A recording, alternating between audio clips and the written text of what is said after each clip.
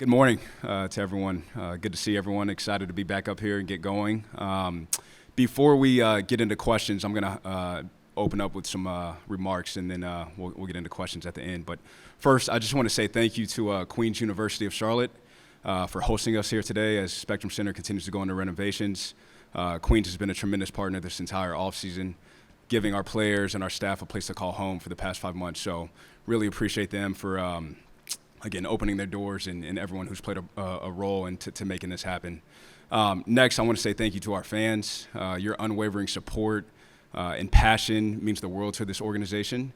You truly are the backbone of what we do. And, we get that without you guys, the Charlotte Hornets would not exist. So just appreciate your support, your energy, the love that you guys show every night. I know you may not see it on a regular basis, but the way that you're able to impact our team and our coaching staff goes a long way, certainly in our good moments. And then you guys played a huge role in helping us push through some of the more challenging times last season as well.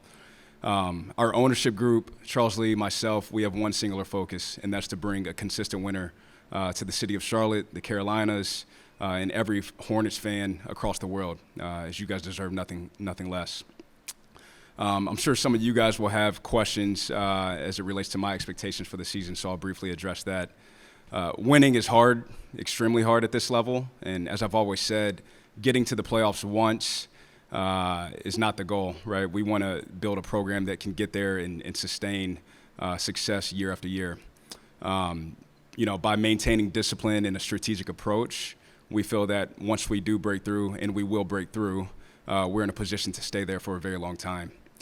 As we continue to lay the foundation for this organization, daily improvement is going to be a pillar for us. So we know that we can't control every result or every outcome, but we do take pride in being able to control the process, which will inevitably lead to the results that we want to seek. I can't promise you exactly when that's going to be, but what I can say is if our players and our staff continue to attack every day like we did this past offseason and just continue to improve on a daily basis, I have no doubt that you guys and our fans will be proud of what we're building here in Charlotte. And then lastly, before we get into questions, I'll touch on just a few player updates from an injury standpoint. Josh Green and Grant Williams, they've done extremely well with their rehabs.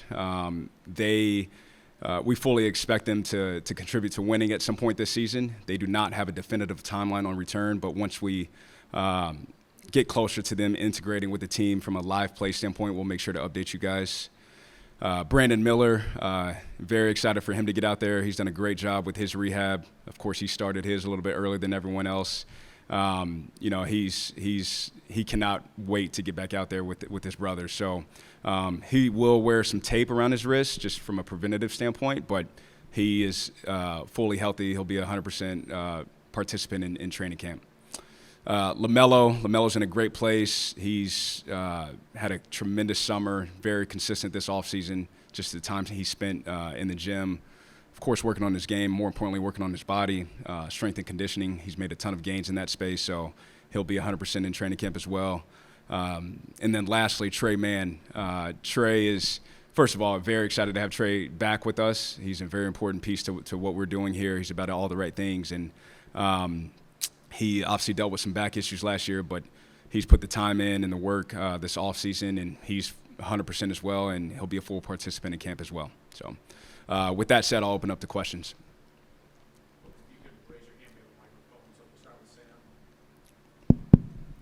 Jeff, I think the last time we were able to talk to you was right around the draft before some of the trades and free agency stuff. I know there was a bunch of moves, but what do you like about the group that you brought in, the Colin, Spencer, Mason, those guys, and how do they fit in with what you're trying to build here and the team's identity? Yeah, Colin, Spencer, Mason, all of them I would say fall under the veteran category. They've been around the block a few times. They each have a unique perspective on the league. They've been traded, they've been free agents, so they've been able to experience a ton. And I'd say, with our group of, primarily being on the younger side, I think all three of them, again, will be able to bring something unique to the table to show our younger guys. Jeff, this is an offseason where you had to make some tough roster moves and almost kind of felt like there was a glut at some certain positions, particularly at the guard spot. Does that mean that you feel that the developmental part of this thing is now starting to transition into, hey, we now have a roster that feel like it's ready to compete on a night-in, night-out basis? Yeah, absolutely. Like I think, and I love the word that you just used, compete. Like it is a priority for us to compete every single night. The players, of course, they hear that from Charles Lee. I've made that clear that whoever puts on that Hornets jersey, that is the expectation to compete on a nightly basis. And on the center position, how satisfied are you about where that position is now? I know you lost Mark in the offseason, and you brought in Mason. You've obviously done some work in the draft with Ryan. Where do you feel like that position is going to look in terms of who will get the majority of the minutes, who will get the majority of the starts? Do you want Ryan to develop into that role? How do you feel that plays out over the year? Yeah, I think all three of them, again, the versatility of that group is what we're intrigued about the most. Again, they are able to play different types of coverages and schemes. Offensively, they bring something different. As you said, Ryan, he's more of a developmental piece. He's had a great summer, so we look forward to seeing what he does, in the preseason and regular season. Of course, Musa hit some adversity early in his NBA career, but of course was able to bounce back. And I don't think anyone can doubt or deny the impact he was able to make on the team last year. And then, of course, again, Mason's a vet who brings a different look as well. So, fortunately, I don't have to make the decision on who starts in the rotation. That's up to Charles and the players. But again, more than anything, I'm just excited about the versatility that they all bring. With LaMelo, what do you want to see from him in terms of his growth in this season? And you mentioned his health. Just how much importance is his health to this team kind of moving forward here, knowing that he's the franchise player? Yeah, LaMelo's health is very important. I'd say all of our players, their health is important. But again, that's one of the reasons I'm excited about the amount of work and time that they put in this offseason. I got to give those guys credit. I've been in the league it's my 14th season, and I don't remember seeing an offseason like this in terms of the amount of guys being in Charlotte, getting work in on a consistent basis. So. But LaMelo, I can't tell you how excited I am for him this season because he has put the work in. He's been extremely consistent. He took a big step in terms of just his body and strength and conditioning. He knows that's, he has to be great in that area to continue to take the next step. But Charles Lee, myself, LaMelo, we've had several conversations, dinners. Again, it's hard to find someone more talented than him, especially at that guard position. And he's just excited to get out there and bring winning back to Charlotte as well. And then bringing in Colin Sexton, how did that move come about, and how do you think he's going to help LaMelo as well kind of moving forward here? I won't get into specific details of the conversation that I had with the Jazz at the time, but clearly both sides thought the trade made sense, for both sides. But I think you take a guy like Colin, he takes pride in competing on a nightly basis. That guy is just tenacious. He, relentless in his approach every day, his work ethic. So I think just Colin being able to not only push LaMelo, but everyone, he does not, he doesn't back down from anyone, which I love. He likes to get after it on both ends of the floor. So, and just, again, his overall level of experience, he's seen playoff atmospheres. He's played in both conferences, so really excited for our entire group, including LaMelo, to be able to learn from him. Speaking of Colin Sexton and Dinwiddie and bringing back Trey Mann as well, and when you consider LaMelo Ball, all four of those guys tend to play with the ball in their hands a little bit more. Is that a challenge or conversations that you've had with Charles Lee in terms of maximizing those players, but also knowing they've got to play off ball? Yeah, Charles and I definitely have had those conversations. Charles has also had the conversations with the players. I think the way that the game's played nowadays, though, it's not as much of a factor. You need multiple ball handlers, guys who can create, obviously not only for themselves but for their teammates. Of course, LaMelo, he's elite at that. Trey, obviously we didn't get a great sample size of him last year, but he's very good at that as well.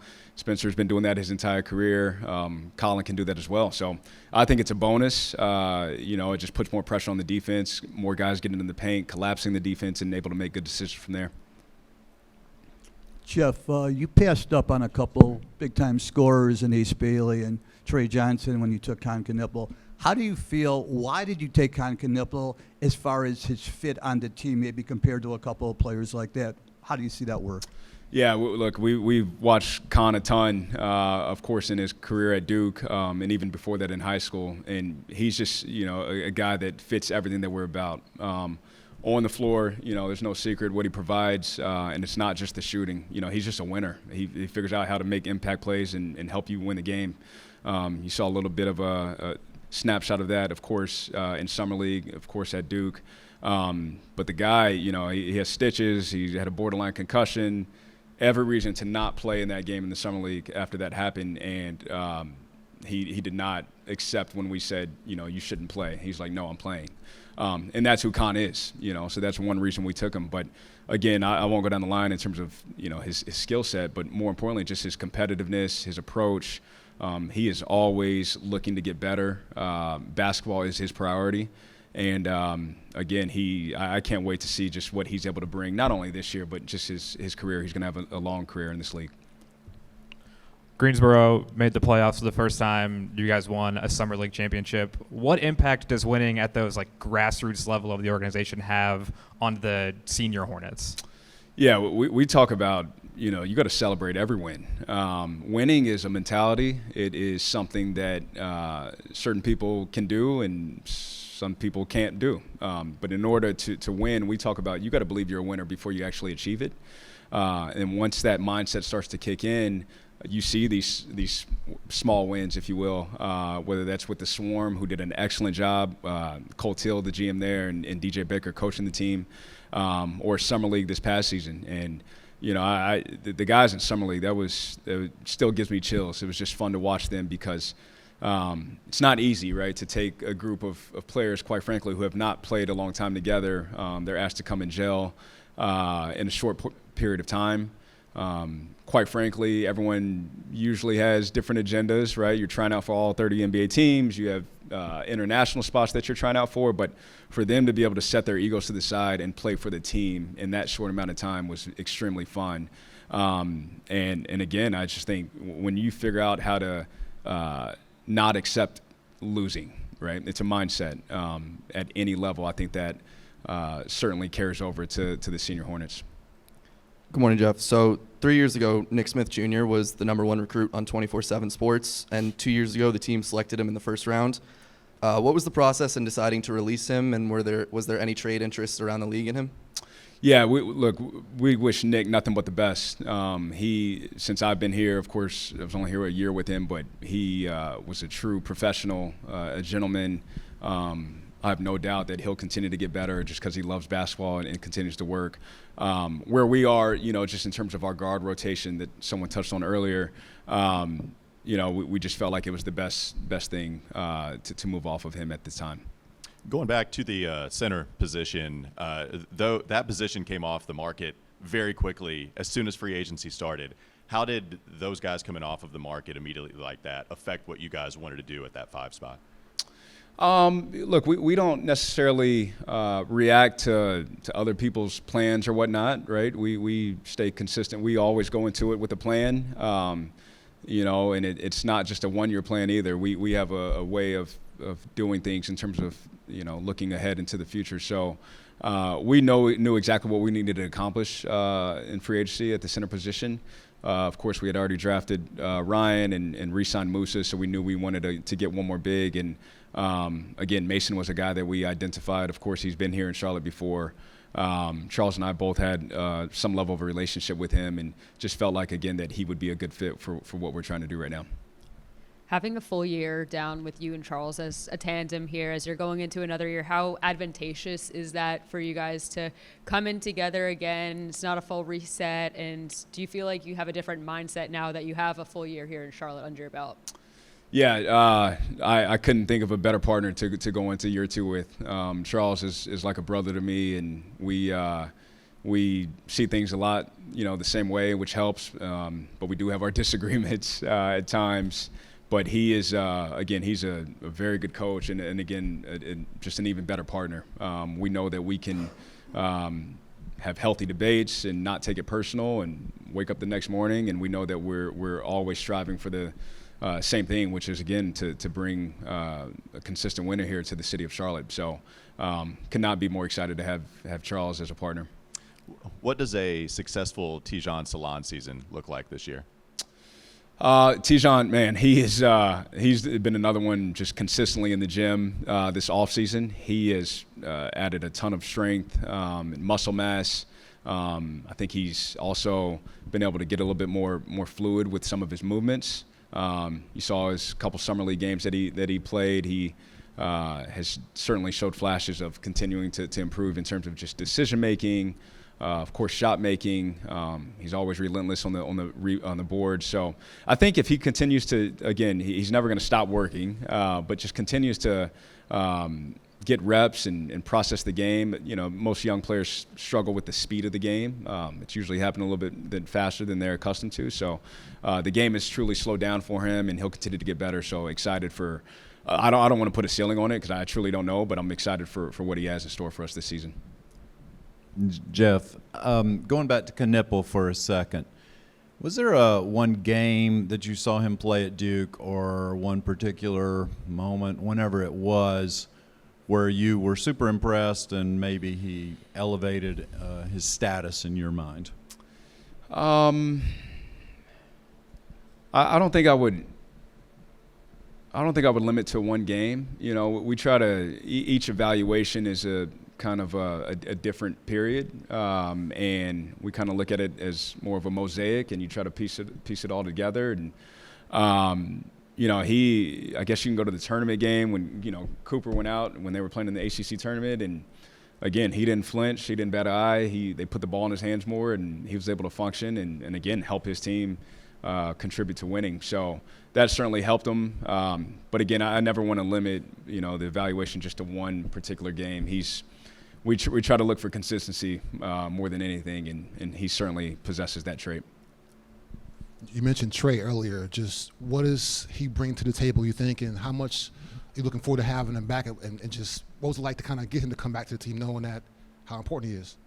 Yeah, he is, man, Trey brings so much, just, you know, not even on the court, but just professionalism, his approach on a daily basis. He's a worker.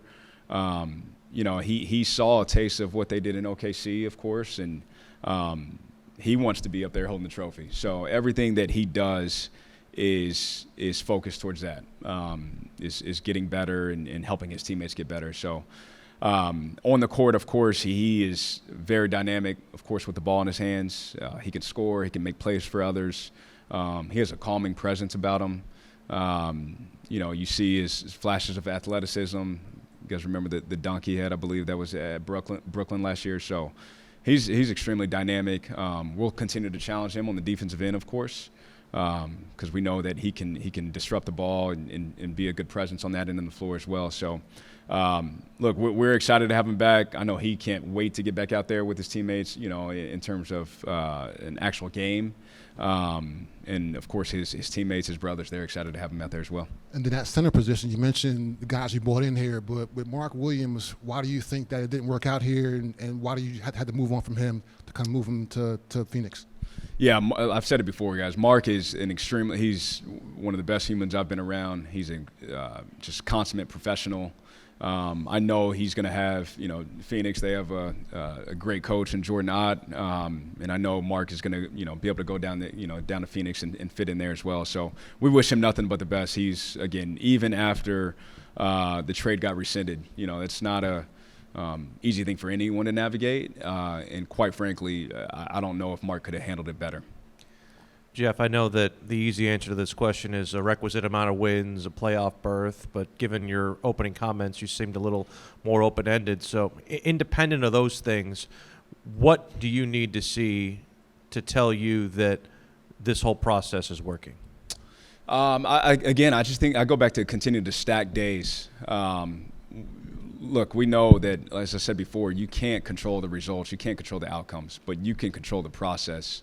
So as long as we don't deviate from that, and there's going to be some really hard days, of course, but to me, that adversity, that's what makes it worth it. Because when we get, you know, I don't know when it's going to be 2, 3, 4 years down the line, and we're able to look back and say, we're in this position now because everything that we went through, you know, a few years ago. So I think just, again, for us to be able to stick to the process, respect it, and continue to figure out how to get better. Be curious of what that looks like. To me, that's success.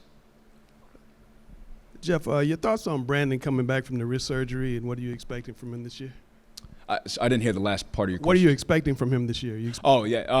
Brandon, thoughts of him coming back, again, really excited for him to be back. I know when the injury initially occurred, it was, scary for him. He's never experienced anything like that. So for him to, be able to persevere through the more challenging time of his professional career says a lot. And it's no secret, again, that he's able to be out here today now for training camp because he put the time in, he put the work in. Those rehabs, they can be very, strenuous at times and monotonous. But again, I give him all the credit in the world because he figured out not only a way to rehab his wrist, but he also put time in other areas to get better in terms of watching film. Charles gave him some coaching projects, and Brandon voiced how frustrated he was because he told the players to do something, they didn't do it. So we joke, now you know what it's like being a coach. But just expect him to, again, I don't want to put a cap or a ceiling on him either because Brandon can be as good as he wants to be. He can be a Hall of Famer, and he knows, the expectations on him this season. More importantly, he has those same expectations for himself. So we look for him to take a jump, not only on the court, but from a leadership standpoint. And again, just can't be more excited to have him out there. Talking about leadership, you guys brought in 4 rookies, one of the younger teams in the league. You guys relied on Taj and Seth for leadership last season. Are there any specific players you guys are going to be leaning on to be leaders in the locker room? Yeah, I think, starting off, as we said, Spencer, Colin, Mason, of course, those guys, they'll lead in their own ways. Again, they have the most experience on the team. They've been around the most. A guy like Grant Williams, of course, he's been on different teams. He will continue to lead in his own way, of course. But more importantly, everyone's a leader on this team. Brandon can lead in his own way. LaMelo certainly can lead in his own way.